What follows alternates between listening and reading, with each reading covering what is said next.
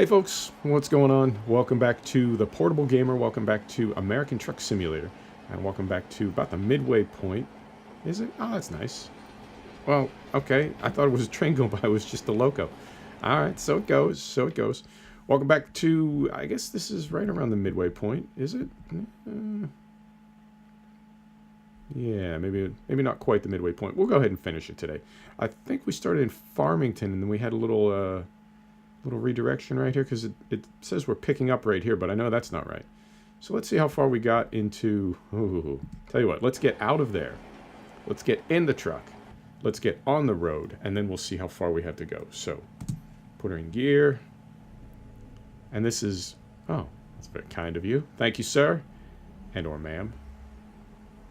So this is exactly where we left off last week from our little ramp here. Right. So I don't know how far we have to go, but let's go ahead and take it all the way in this episode. I don't like doing 3-episode videos.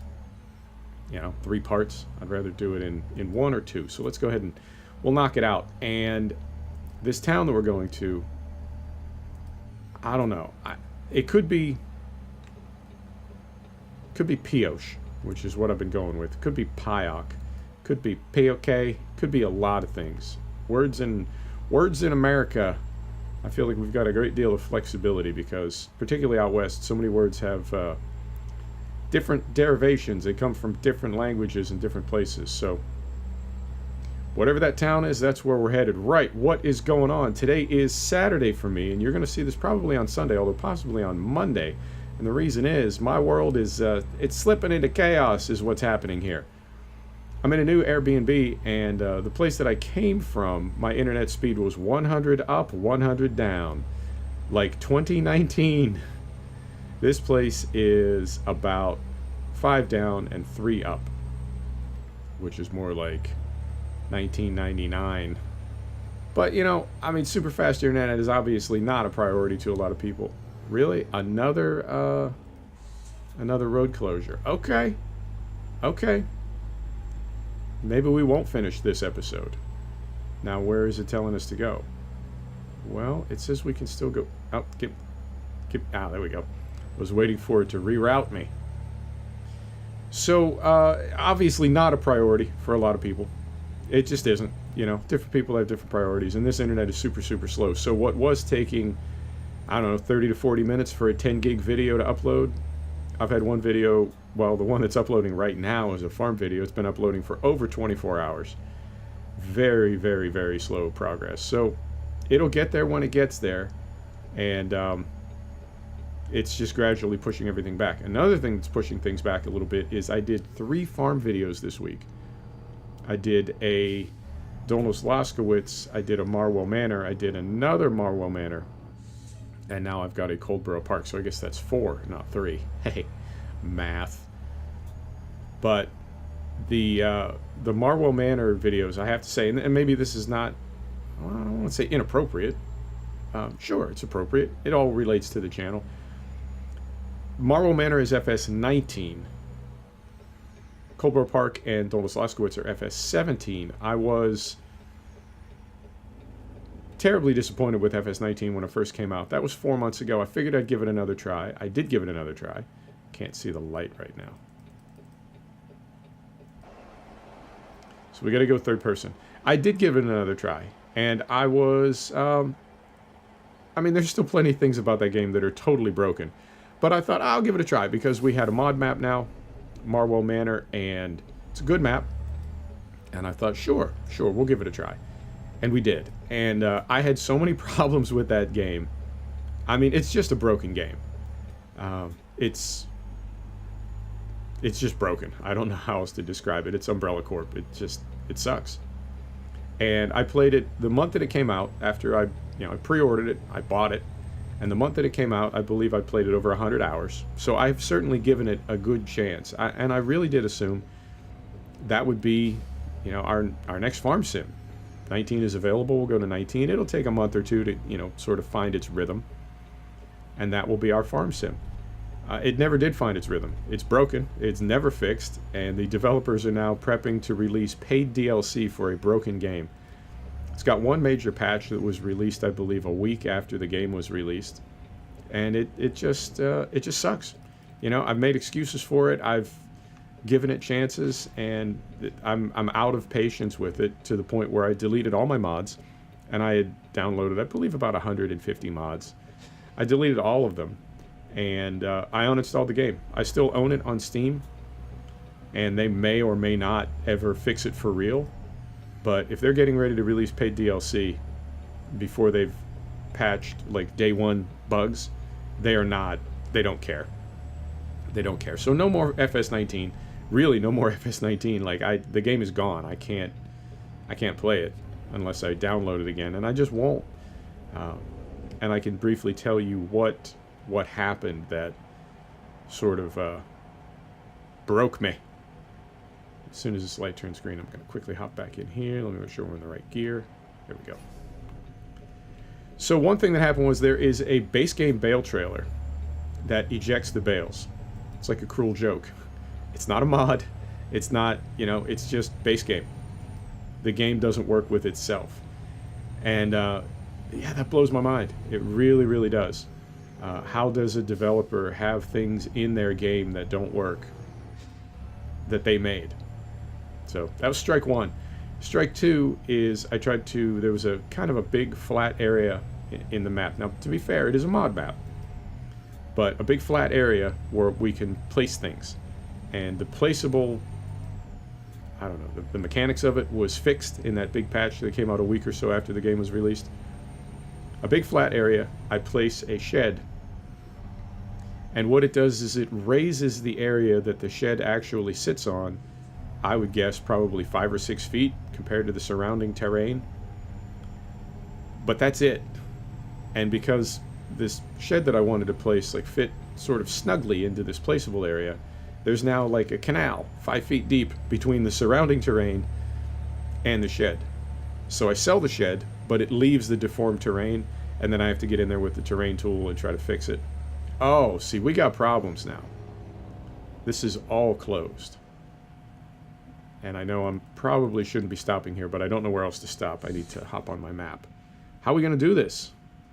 Because it looks like this is closed here. So what are we going to do? I guess we can go down here. Down here. Moment. I guess we can go down here. All right, so we gotta loop around this way. I'm hoping the blockage is in here. If it's not, if it's still jammed up when we get here, we'll have to turn around. Okay. What else can we do? So, turn signal, there we go. So that's strike two. Now I have this huge, ugly, deformed chunk of terrain, and I use the terrain sculpting tool to try to put it right. And it's not. It's like this huge blight on the landscape that really breaks the immersion and is really a buzzkill for me. It really, really is. And I got to thinking, why is there not a Control-Z function? Because they know that it's so broken, right? Why is there not a Control-Z? Oh, that's too hard to code. No, it's not. I'll code it for you right now. It goes like this. Anytime you try to place a piece of terrain, it saves a separate save game file called terrain placement backup. And if you place your terrain and it's horribly ugly and it doesn't work for you, then you hit Control-Z and it loads that save game that you just backed up to 1 minute before you placed that item that caused the deformation. That's it. There's your code right there. That's not, I mean, I could literally go on Rent-A-Coder right now and find somebody to code that for $5. I shit you not. Somebody could write, I don't know, 16 or 20 lines of code for $5, and we would have a Control-Z function for something goes horribly wrong when we place an item in FS19, and yet it doesn't exist. So basically, placing anything, you are risking destroying your farm. And if you are deep into a save game, you're just stuck with it because you can't really start again. I understand, you know, weekly backups and that sort of thing, but it shouldn't have to be that way. You shouldn't have to fight with a video game to not jam you. If you are, something's wrong. Something's wrong. So that's strike two. Strike three, the game just randomly deleted my save game, which I had put about 10 hours into off camera, sort of getting this farm up to the point where it would be, where we could do some fun things in a recording. Which means that if I wanted to get it back there, if I wanted to get it back there, I would need to spend another 10 hours off camera. And I'm pretty busy. I'm pretty busy in my life. I love YouTubing. I really, really do. And I'm happy to do it for you. I love it. But the idea of spending 20 hours prepping a farm, a virtual farm, that is not working properly anyway, in a busted game, that's just, I'll spend the 20 hours doing something else. That is absolutely ridiculous. And so I deleted it. I uninstalled it. FS19 is gone. It is a fail. And you know, I'm not going to get into the why of that. I have my feelings and my suspicions about why the game is so broken, but regardless, the game is broken. To me, it is not playable. So it's gone. And Giants can have my $40. They already do. And I won't be buying any paid DLC, obviously. And when FS21 comes out, if the franchise still survives, I'll buy it. You know, if something better or different comes out between now and then, I'll buy it. I have zero confidence the cattle and crops will ever be done, but I might even be tempted to buy that if I saw that they had fixed some of the problems that they had. Although I already bought it for $100. I had such bad luck with it that I called the developers and told them to cancel my account. And they said, well, you already own the game. You own the gold pass and everything. Just give us time. We'll keep working on it. And I said, no, I'm not interested. You can have my $100. I do not want your game even when it's done. And even though I did that, if Cattle and Crops was released like next week and it looked like they had addressed all those problems, I might buy it. I might. And the thing is, you know, I understand what Cattle and Crops wanted to do. And what they wanted to do was fix all the unrealistic and silly and broken aspects of FS17 and 15, I guess, that actually worked. Like they functioned. There were bugs. There were things that were not perfect, but the games essentially worked. But there were aspects of them that are really not very realistic. It's just a kid's sandbox game, and yet the modders have tried to make it into a realistic sim. And I feel like Cattle and Crops was, you know what, let's skip the middleman here. Let's skip the part where we take a kid's sandbox game and try to make it realistic, and let's just make a realistic farming game. I personally think they are understanding now the complexities of building an app from the ground up. I think they burned through their Kickstarter money, and they simply do not have enough money to continue. And that happens. It happens more than you think in business, that people get X amount of funding dollars, and they assume that their project will take, whatever, X weeks or X months, and they calculate that the funding that they have will last until their product is complete and they can begin selling it. And then you get all these intangibles. The product is not done. You run out of money, and now you're in a loop. You don't have enough money to finish it, but you don't have a finished product to sell to make money to finish it. So yeah, I wouldn't say that I'm hot about it. I was at the time. When the game crashed, and I thought, well, it's a pain in the ass, but whatever, games crash, not a big deal. Game crashed, I'll just go to my save game. Save game, gone. Like, completely gone. It doesn't exist anymore. And my backup is gone as well. So I don't know what the hell happened there. But of course, I hop on Google and type in FS19 disappearing save game, and this is a day one problem that was never resolved. And it's been months without a patch. So, yeah, it is what it is. But I'll stick with FS17. I love it. And it works. And FS19 will just chalk that up to experience. So, enough ranting and raving. Bottom line is we had some extra farm sim videos this week, and that pushed the schedule back a little bit. And then this slow internet, which is not terribly slow. It's fast enough for Netflix at low res. And I think for a lot of people, check your email and watch a little Netflix. They're fine. That's all the internet they need. The idea of paying an upcharge for that super fast fiber optic speed. Like, who the hell cares? I don't need that. I don't even know what that is. So it's I don't know. It's the difference between buying a Honda and buying an NSX. Yes, I realize NSX is Honda. You know what I mean. Buying an Accord and buying an NSX. Moment. So my schedule is a little wonky boo-boo, is what I'm saying. And normally, like I said, I would be recording this on Friday. And it would post Friday night, and it would be available to... Oh, okay. Oh, I would post it Friday night, and it would be available to you Saturday morning. I'm hoping to get it up by Sunday, and then I very quickly need to record Euro Truck to have that up by Monday, and but it's okay. It's okay. And then next week, we'll just go back to the regular Dolnos Laskowitz and Colbert Park, which are great farms, by the way, and I'm really enjoying them. And I would like to bring more racing to the channel. I have been racing off camera. I don't have my wheel. I've been using my gamepad, and it's a different experience. I feel like rally and MotoGP and motocross or supercross kind of go with the gamepad a little bit better, I think. But I know that there are some racing sims where I've switched over and tried them on the gamepad recently, and it's just no, it's not really even the same experience, which is crazy because I gamed for so many years racing sims.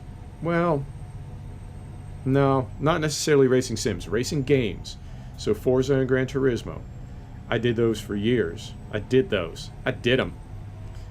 I did those game sims for years on a gamepad, no problem. But once you get on a wheel, which I was kind of reluctant to do, once you get on a wheel, it really does change the way you feel about race sims, which I also transitioned to. I mean, I was in Project Cars 2, and I was happy as can be in Project Cars 2. I thought that was a race sim, and then Assetto Corsa, and then R Factor, and then Race Room, and then iRacing, and it's like, no.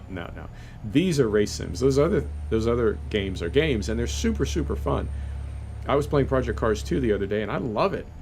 And the difference between Project Cars 2 as a racing game and something like Race Room as a race sim, it's really, really subtle. It really is. But there is a difference. And I can't even exactly quite put my finger on it. It's not just the physics. It's, I don't know, some of the ancillary stuff, some of the surrounding stuff. You get some, I don't know, there's just some stuff in Project Cars 2 that when you see it as extra, when you sort of see it as not clutter, but close, that you realize, like, okay, this is a game. And as I said, it is a cool game. It's a fun game. But you look at something like Race Room, and it's so stripped down. It's really, really basic. And you think, well, we've taken all this other stuff away. What's left? Just racing, really, is what's left. Just racing. And the racing is very good. The physics are very good. But it makes me wonder, when I get in Project Cars 2, like, and see some of that extra stuff in there. It definitely makes it fun. The day-night cycle, the rain, the crew chief, that sort of stuff. It definitely like adds to the sim, but again, when you pull back a bit, you can see some of that as, is this really necessary for the racing, or is it good for the fun factor? And it's definitely good for the fun factor. But that's not necessarily what I'm looking for in a race sim now. Is I don't want it to be fun, which is weird to say, isn't it? It's crazy to say that. I don't necessarily want my video games to be fun. I don't want to enjoy myself. And for something like racing, I know it's not real racing. I talked about that last episode. I talked about immersion, but it's you see a driver crawl out of a race car after a 2 or 3 hour race, and they came second or third, and they are not necessarily in a good mood. They put their game face on for the TV reporter, But you can see they are exhausted, they're in pain, and they're very, very angry and disappointed. And I think, there's our yawn, so let's find a place to sleep. I think, yeah, man, that's sort of the experience that I'm looking for in a race sim. I want it to be brutal. I want it to be challenging and unforgiving, and I want it to be realistic. And I guess that's the thing about Project Cars 2 is it's so much fun that in that way it's not realistic. So I guess games like that work better with a gamepad. And Rally, I think, because you're throwing the car around so much, and it's such, even in real life, it's such a cartoony kind of thing to do. And the idea that you're like Finland, throwing your car sideways off jumps for like 5 miles. That's crazy. And I understand, like, in real life, rallies are much longer than they are in sim. They could go on for 30 minutes. It's absolutely insane. And so I think it sort of lends itself to gamepad because it feels like a crazy game that you're playing when you're throwing the car around like that. Motocross, definitely. MotoGP, you can't do it on a wheel. I mean, I guess you can, but I'm going to get off here. I don't know for sure that there is a stop down there, but we're going to risk it.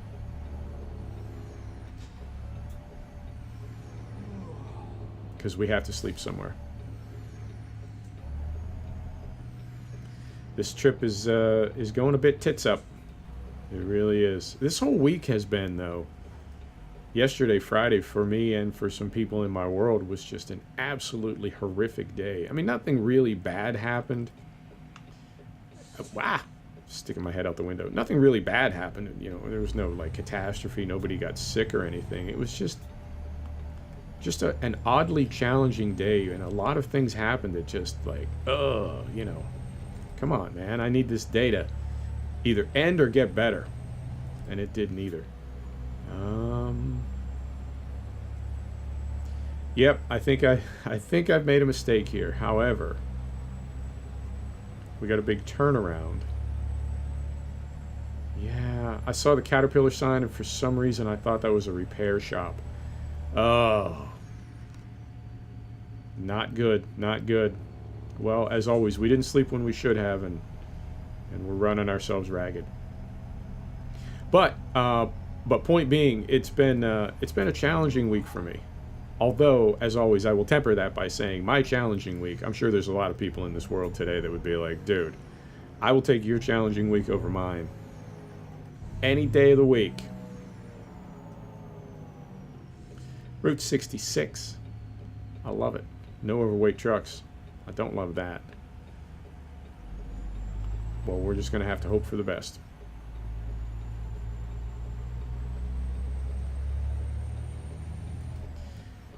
And if things get even worser, even much more worser, then I will just I'll just stop recording and you'll never see this.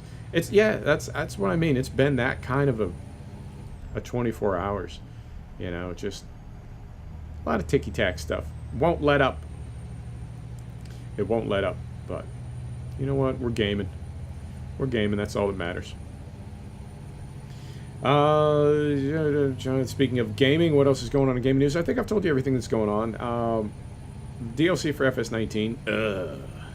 DLC for Train Sim World. Not much better. They're going to sell me a loco that I already own for a route that I already own. It's nice of them. Washington for ATS. No release date yet. And no release date for Dead Stick. Siberian Railway Simulator, which has kind of a spin tires feel to it, and I mean, if it's Russians, I believe Spin Tires is made by Russians, is it not? Spin Tires and Mud Runner are made by Russians. Nothing wrong with that, but they certainly have a different way of seeing the world.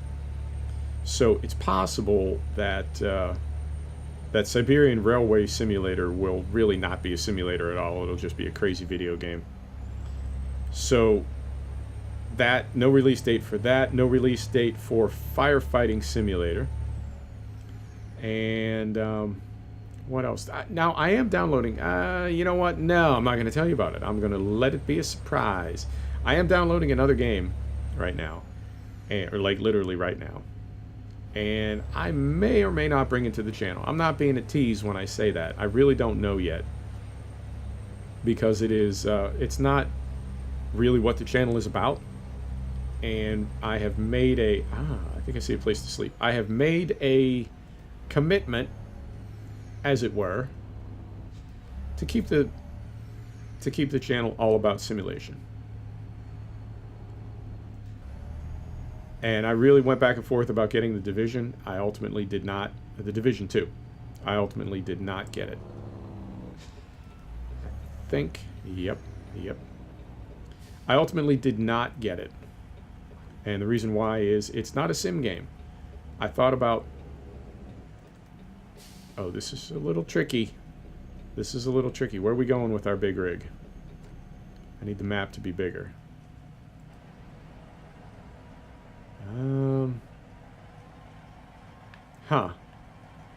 Well, it is a hotel, and it is a fuel stop. Let's look at the big map before I get myself in a jam here.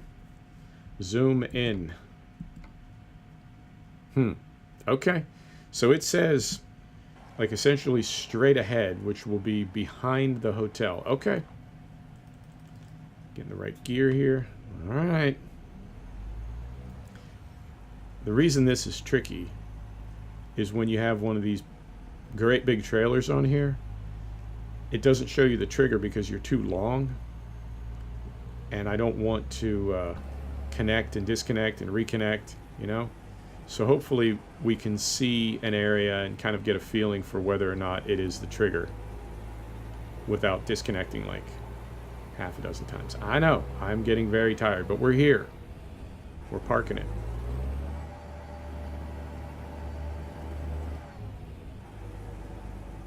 Huh. Is it just right there? I mean, I can't go behind there. Is it just right here? You know what I mean? Is it just... It's kind of rude, but let's try right in here and let's just unhook and... Okay, it does give it to us right there. Now, are we going to pull out of it as we get further over? That's the next question, because I would like to get this whole thing off the street there. And this might... Ah! Oh, sir. This might not be pretty. But those people can... Yeah, they could mostly get out. It might take a couple swings, but they could get out. This is pretty half-assed, I have to admit. But, so it goes. Right, engine is off. Let's get some sleep.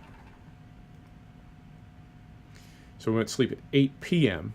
5:30. Okay, it's not total darkness. Good. I don't like driving in the dark. Or, well, I mean, I like driving in the dark. I don't like you to have to see me driving in the dark. How we doing on fuel? Not gonna mess with that. Right. Okay. Brake is off. Put her in gear. Lights on. Here we go. Trying to think of how to get out of here. Oh, you know what? You know what? Oh, man. I apologize. This has been such a goofy episode. I am sorry. Let's go ahead and end it here because we're at 28 minutes. Yeah. So let's go ahead and end it here, and we'll pick up exactly from this parking lot next week, and we will do it in 3 episodes. Folks, thanks for stopping back to check out The Portable Gamer. Thanks for joining us for another episode of American Truck Simulator. And we'll see you next time. Take care now.